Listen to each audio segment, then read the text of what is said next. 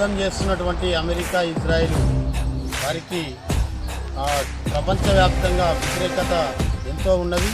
Iran ప్రజలపై మూకుమ్మడిగా దాడి చేయడాన్ని తీవ్రంగా ఖండిస్తున్నాం.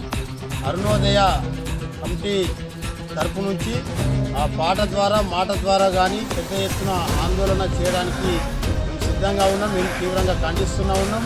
ఇప్పటికైనా బుద్ధి తెచ్చుకొని ఇరాన్ ప్రజలపై దాడి చేయడాన్ని ఆపాలని చెప్పి ఈ సందర్భంగా హెచ్చరిస్తున్నాం. ఇంకా ఇది ఇలాగే కొనసాగితే ఇజ్రాయిల్ అమెరికా దేశానికి పతనం తప్పదని చెప్పి తీవ్రంగా హెచ్చరిస్తున్నాం. ఈరోజు ప్రస్తుతం ఉన్న పరిస్థితుల్లో అమెరికా సామ్రాజ్యవాదం, దాంతోపాటుగా ఇజ్రాయెల్ సామ్రాజ్యవాదం కూడా ఈరోజు ఇరాన్పై చేస్తున్న దాడులను ఈరోజు పీడిఎస్ విద్యార్థి సంఘంగా మేము తీవ్రంగా ఖండిస్తూ ఉన్నాం. ప్రధానంగా ఎప్పుడైనా యుద్ధం జరిగిన సందర్భంలో ఒకరు ఓడినా ఒకరు గెలిచినప్పటికి కూడా అక్కడ ఓడితే ఎవరు అంటే ఒక సామాన్య ప్రజలు ఎప్పుడు కూడా దాంట్లో ఇరుక్కపోయి ఉంటారు.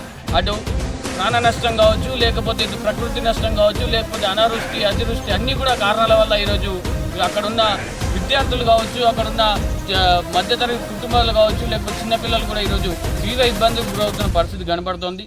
ఆ ప్రభావం కేవలం ఒక ఇరాన్ పైన కాకుండా ఈరోజు దేశవ్యాప్తంగా కూడా ఈరోజు మనకు కనిపిస్తూ ఉంది. ప్రధానంగా భారతదేశం లాంటి దగ్గర కూడా ఈరోజు మనకు ఇటు పెట్రోల్ కావచ్చు, డీజిల్ కావచ్చు, లేదంటే ఇటు గ్యాస్ సిలిండర్ల వైపు కూడా అనేకమైన ఇబ్బందులకు ఈరోజు మనం పడుతూ ఉన్న సందర్భంలో ఇక్కడున్న మోడీ ఎప్పుడైతే యుక్రెయిన్ దాడిని జరిగినప్పుడు మేము కాపాడాము, మేము జలాలుగా ఉన్నామని చెప్పేసి అంటున్నప్పుడు మరి ఇప్పుడు ఎందుకు మీరు చొరవ తీసుకోవట్లేదని చెప్పేసి కూడా ఈరోజు మేము ప్రశ్నిస్తూ ఉన్నాం. కాబట్టి ఇప్పటికైనా ఇక్కడ ఉన్న నరేంద్ర మోడీ గారు ఇలాంటి యుద్ధ వాతావరణంలో కొనసాగుతున్న సందర్భంలో వారు ప్రత్యేక చొరవ తీసుకొని స్పందించి వెంటనే ఈ యుద్ధాలన్నింటినీ కూడా ఆపే ప్రయత్నం చేయాలని చెప్పేసి కూడా ఈ సందర్భంగా మేము వారికి డిమాండ్ చేస్తూ ఉన్నామని ఈ సందర్భంగా తెలియజేస్తాం.